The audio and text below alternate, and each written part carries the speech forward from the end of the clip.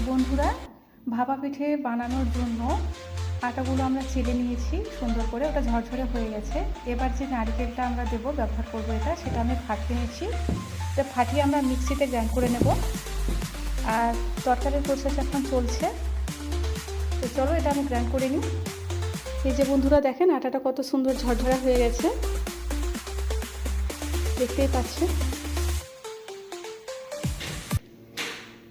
এখানে কিছুটা dry fruit আছে, এগুলো আমি স্কিপ করব। এখানে নিয়েছি কিশমিশ, নারকেল কিশমিশ দিয়ে হবে ভাপা পিঠেটা। আর আছে তরকারি দিয়ে, প্রথমে নিয়ে নিতে হবে প্রেসার কুকারে জল, বা আপনারা ছোট্ট কলসিতেও নিতে পারেন, যার যেমন সুবিধে। এটাতে আমরা প্রেসার কুকারে জল ভর্তি করে নিয়েছি, এটা ফুটছে। এখন আমরা আটাগুলো দিয়ে দেবো। তো আমরা এটা নিয়ে নিয়েছি ভাপা পিঠে বানানোর জন্য। আপনাদের যেটা সুবিধা, আপনারা ছোটো বাটি বা সাইডের কোনো বাটি নিয়েও করতে পারবেন।